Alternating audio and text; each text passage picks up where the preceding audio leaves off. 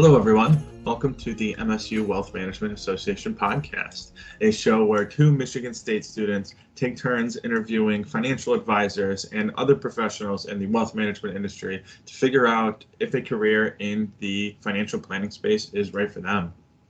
I'm Justin Halverson, a senior finance major at Michigan State and the current president of msuwma. Today we have a special episode for you. We sat down with Kristen Hintz, who is the Associate Director of the Russel Palmer Career Management Center at Eli Broad College of Business at Michigan State. And our conversation today was all about how students can find jobs in the virtual environment. Kristen, thank you for being here. My pleasure. Always great to work with students in the wealth management program.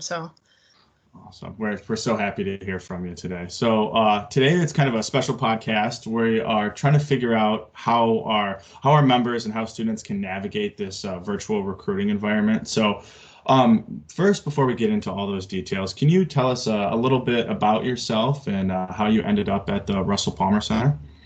Sure. So I've spent my whole career in higher education, specifically working with students. From a variety of different capacities. I actually, eons ago, started off working in residence life at another college and then here at Michigan State. So I helped run one of the large residence hall communities and then transitioned into career services. So I've been in a career services area since 1999 and started off working with full-time MBA students. Specifically an international student population in that degree program. And then I did leave the business school at Michigan State for a little over 5 years, and I went to the MSU College of Law and did career services for them. So I had been working with graduate level students in the career support area for a long time. So when I came back to the business school about 5 years ago, I was working with executive MBAs and specialized masters. And then when the new pavilion was being built, I had the opportunity to take on more responsibility to work with undergrad students. So I like to say I went from working with 30-year-olds to 19-year-olds. And so the Russel Palmer Career Management Center is specifically designed to help undergrad and graduate students who are interested or pursuing business, both the graduate and undergrad level. So my role in our office is to lead up all undergraduate career advising. So we have two teams in our office, employer relations and career coaching, and I'm on the career coaching side specifically for undergrad. So that's awesome. So could you maybe tell us just a little bit more about what the career coaching side looks like? So if a student was coming into the Russel Palmer Center, what do they get from a career coach? So yeah, if we're not in a pandemic, they'd walk in the beautiful new facility and ask to get help. But this way they log into Zoom usually to get help. So if they're an undergrad student, in my case, since that's the population I work with, if they're thinking about pursuing business, maybe they came into MSU as a business preference student, or maybe they didn't. They came into something else and they want to switch to business.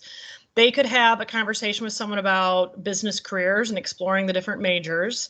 You know, we specifically don't help with curriculum and picking courses. It's more just from a career standpoint. And then from there, if a student needs help with their job search, so everything from branding themselves on their resume, in their LinkedIn profile, to how they can be a more effective interviewer, all the way to, we'll help them manage multiple offers or negotiate an offer. So it runs the gamut from career exploration to job search strategies, and then, finalizing an internship or job offer. That's on the coaching side. And we do, as you very well know, Justin, we do hire anywhere from 10 to 15 students as peer career coaches every year. In our office, who are all seniors that have all had one or more internships, so are very familiar with the job search process, and we hire them to reflect each major, and all of those students are available to meet with other students and help them in those same things. It's so great that you guys do that. I know when I first got to campus as a student interested in joining the business college, I didn't really know where to begin. Like, is it your resume? Do you get on Handshake? Do you start with LinkedIn? So, I guess my next question would be, if you had a freshman or a sophomore, a student who's determined that they want to get into business, where would you say they start? So let's say they don't have a resume, they don't have their Handshake set up, they don't have a LinkedIn. Where would you recommend they start their job search process? So, a lot of the process of a job search, you have to understand yourself and what you're selling, right? And what you have to offer. What do you have that an employer would be willing to pay you for in an internship or a job? And so you have to sort of think about, how do I market my value?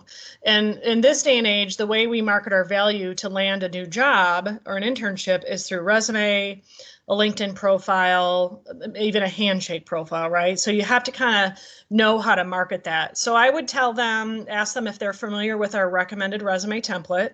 We have one if you're a freshman, and we have one if you're a sophomore, junior, or senior. So to be familiar with the template, to try to put your resume in that type of format, and to talk with someone about how you can develop strong bullet points. Because once you develop your resume, then it makes it easier to do your LinkedIn profile, because it's very reflective of that.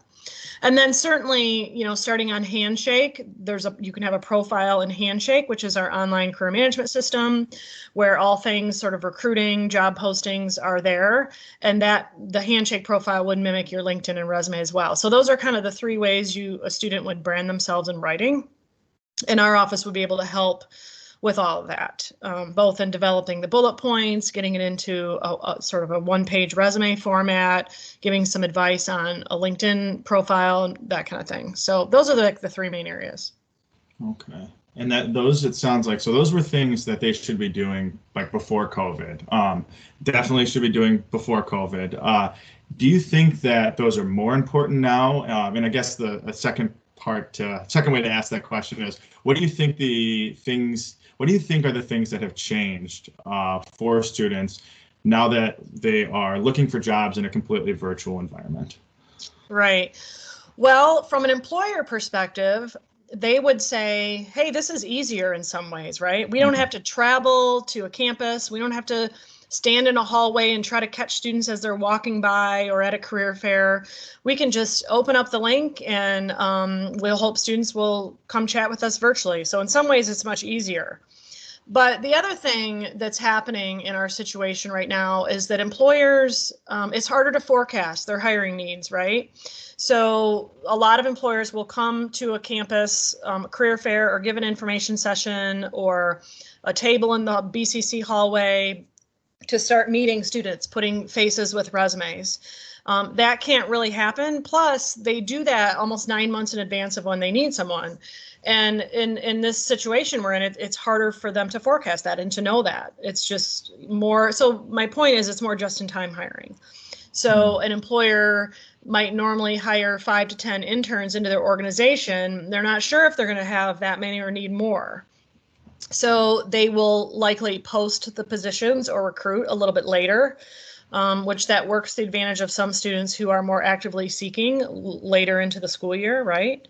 But it's just, there's fewer ways for employers to interface with students. It's really just through whatever they set up through a software platform virtually. So having a student having themselves branded on LinkedIn, where you don't have to wait to submit it, an employer can find you. Same with Handshake.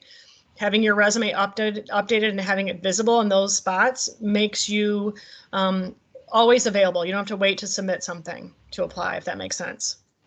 It does. It makes a lot of sense. It's that branding, it's incredible, right? Like, you need to have something on LinkedIn and Handshake. So you touched on something that I found really interesting. I hadn't heard that before. So employers, they're hiring more, how did you put that? They're closer to the date. They're not planning as far in advance.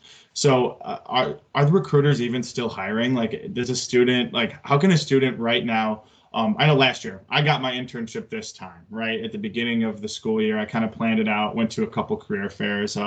If a student is right now at that point, they're looking for an internship, they're looking for a job, are there even really jobs out there for them right now? And what would be the best place for them to go looking for those jobs? So there are jobs, and certainly employers are still hiring. There's just less of it. For example, last year, our main careers in business career fair, which was, it's usually end of September, early October, we had over 200 companies attend that last year. And that was at the height of the top job market, right?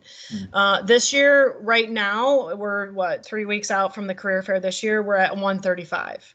So clearly less, significantly less, but still well over 100, right? So there's still employers hiring.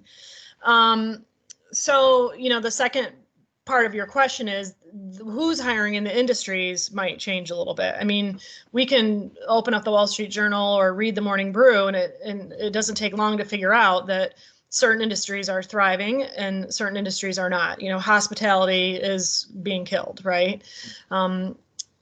Tech industry is a hot area right now because we're all having to use technology differently than we did. So we need people in the tech industry.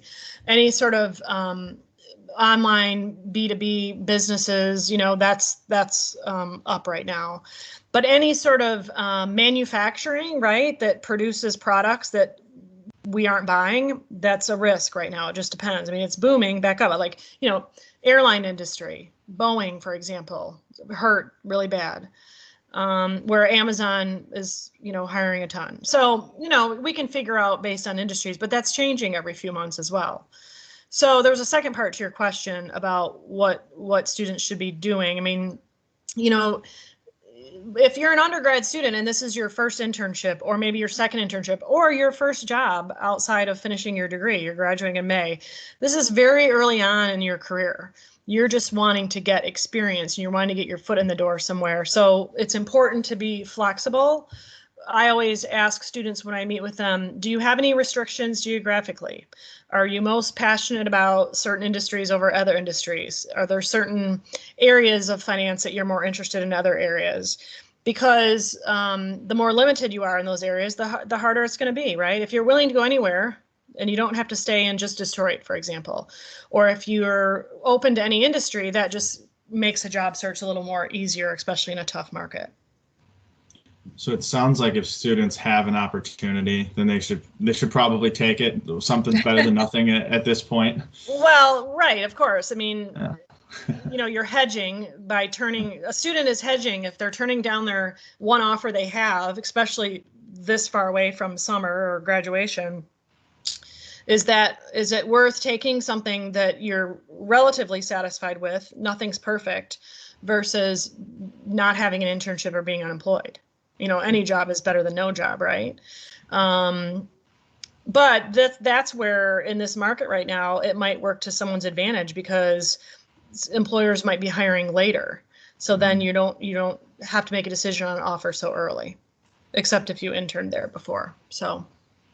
That's such an interesting thing. Like that's definitely something that has changed, right, from years previously. I always thought they're hiring 9 months out. So students, they should keep up with the job boards then. It sounds like we've got a job board on our website. Just make sure they're active on their LinkedIn and their Handshakes account, something like that.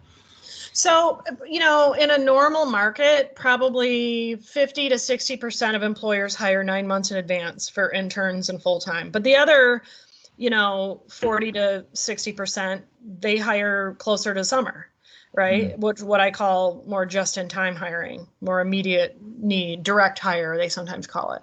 And I like to say 60 to 70% of a job search is who you know and the connections you have. The other 30, 40% is job boards, applying to things, submitting a resume to something. So, the big ones for students are Handshake, LinkedIn, and then obviously maybe Indeed, another third-party site, or individual company websites. But the other 60 to 70% is making connections, and you can do that through LinkedIn, right? Connecting through LinkedIn is a great way to do that. Yeah. And I don't know if a lot of students know this, but in Handshake, if a student is interested in a certain company, let's say, for example, Plant Moran, they can go into Plant Moran's employer profile on Handshake, and they can look to see other MSU students who have interned or worked there, or non-MSU students who have interned or worked there. So if a student is really interested in, let's say, the McDonald's Corporation, out of Chicago, and they have a profile on Handshake. They can go and touch base with other students who may have interned there to see what it was like, what their interview was like, how they liked working for McDonald's, whatever it might be. So Handshake is another way that often students don't know they can use to tap into connections outside of LinkedIn. Yeah, I had not realized that before. And it's so important. The Spartan Network is a real thing. I know, like, for freshmen, anybody, underclassmen who's listening to this, like, it can be intimidating to reach out to somebody you don't know. But going into my senior year there, I don't think I've ever had a single person say no or ignore me when I've reached out to them. They always give you some kind of response. And I can't think of a single negative experience. It's always been, yes, this is what you're asking for. Let me know if you need anything else. So that's a great thing to know. Yeah, and that's true, Justin. I mean, imagine on the receiving end, if you received an email, let's say you're out of MSU a couple years and you receive an email or a message on LinkedIn from a student that's a sophomore and they're interested in learning more about Plant Moran. You'd be so thrilled to get that message, like, oh, that's so great that the student wants to reach out to me. I feel so honored. So of course you're going to respond. So from the student end, it's totally normal. I mean, the worst they can do is say, no, thanks, I don't have time, or they don't respond. But in most cases, alums and other students are going to respond. We're all collaborative and want to help each other. Yeah, I couldn't agree more. So we've touched on a couple of things here, like reaching out on Handshake, and making sure your LinkedIn is properly branded. So if students, can we maybe let me ask you a little bit about, like, these virtual career events, because that's something that's going to be brand new for a lot of people this year. I know it's going to be for me. Could you maybe give us a few tips or anything that students should keep in mind, like navigating these virtual career fairs and job boards? Yeah, I'm glad you asked, because it is, and we're all trying to figure out on our end too at the same time. What's the phrase?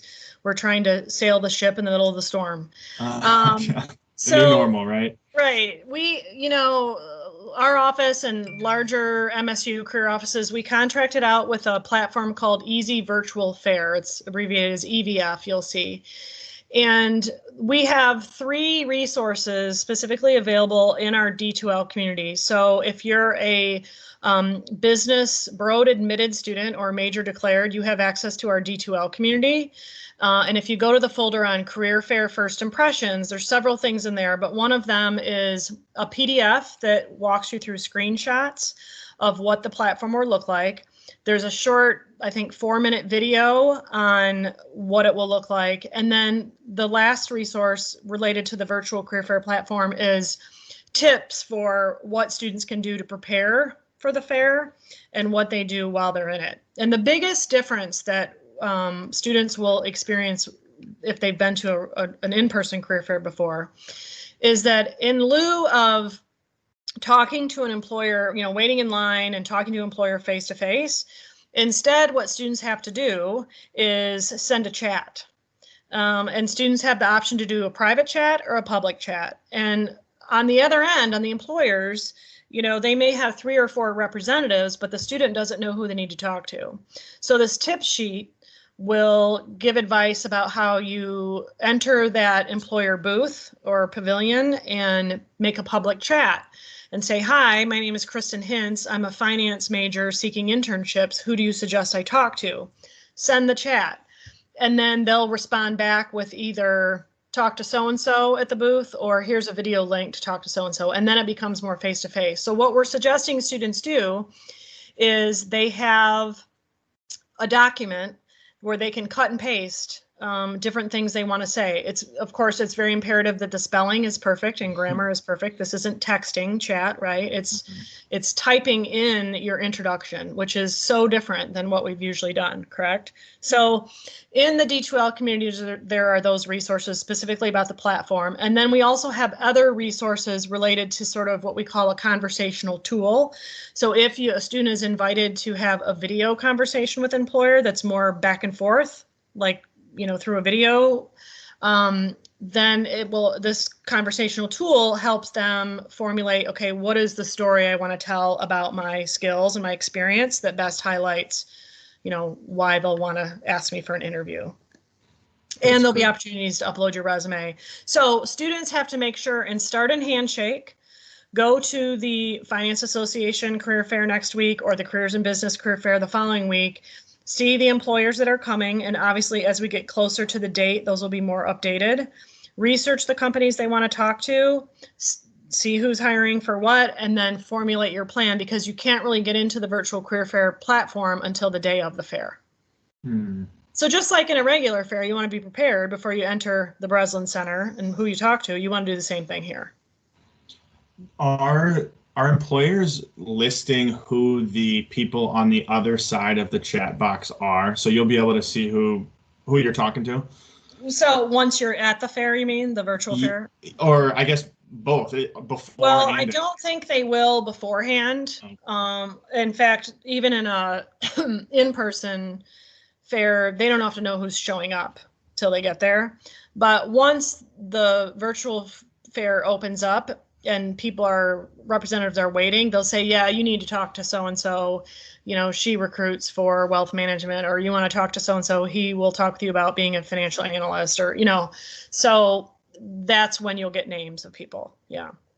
Okay, so it sounds like it's very important for students to have like a game plan going into the conversation and be very clear in what their intentions are. Like, I know in years past, I would kind of have the strategy of, I've had people I knew I wanted to talk to, and then maybe I'd wander into the career fair and come across a few random tables to warm up with my conversation skills. So it sounds like that might not apply this year. You should maybe just focus on what you're really, really passionate about. Well, I mean, I still would give the advice, don't start with your top employer.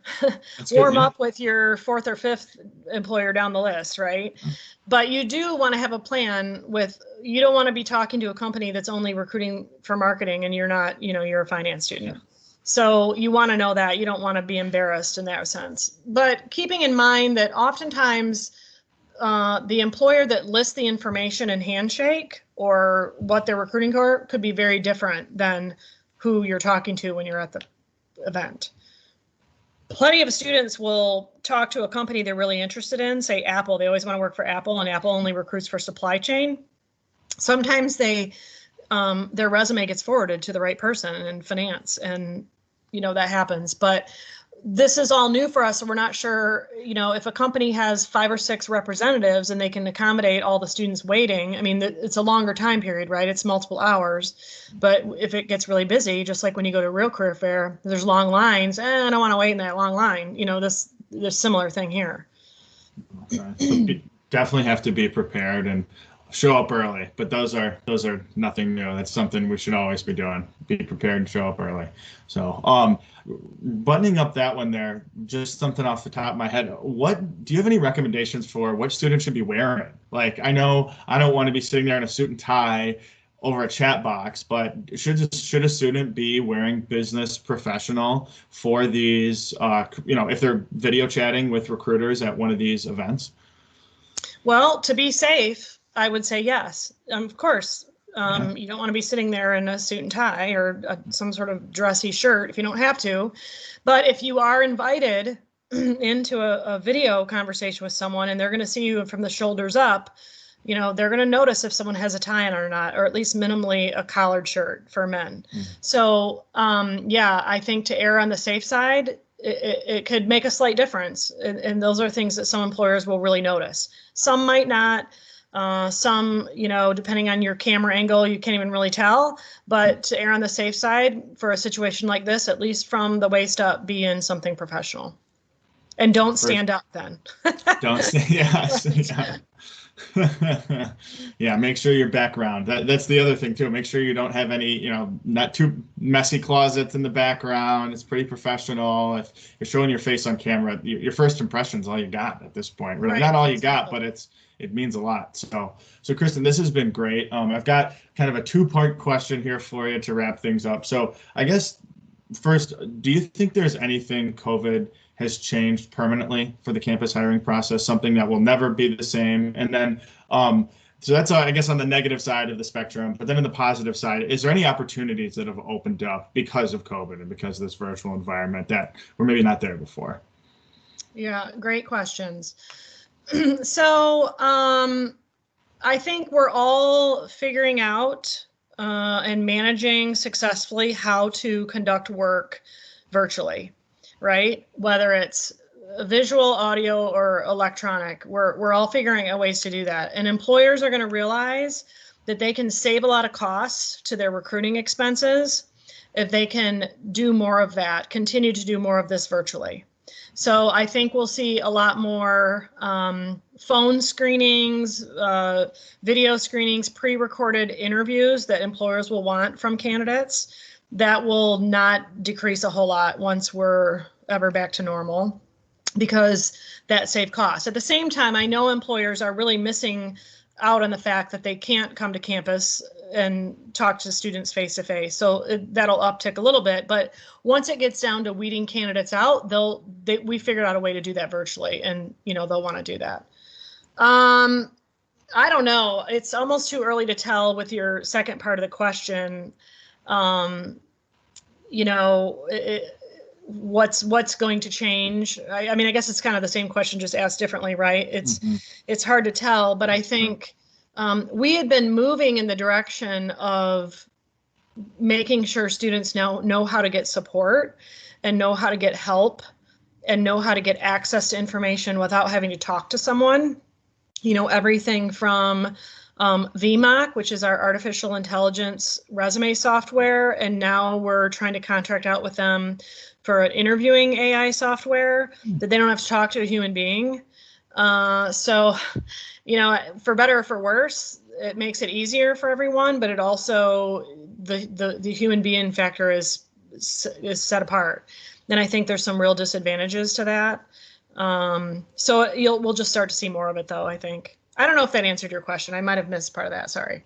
No, it definitely does. So it sounds like employers have realized where it's cost effective to be recruiting. It's just shifted in that aspect. They're missing Ian, correct me if I'm wrong, but they're missing the in-person interactions, but they've realized that there's, it's a lot easier to screen people out without coming to campuses. So right. moving forward, I guess it's hard to tell, like you were saying, it's hard to tell, but one thing's for certain is they're probably going to be doing a lot more of those pre-recorded types of interviews that we were talking about. So. Right. Awesome. And it's you've probably heard from students, and as have I, it's very awkward to talk to yourself and record yourself, right? I mean, most of us aren't in front of a TV camera all day like news people are, right?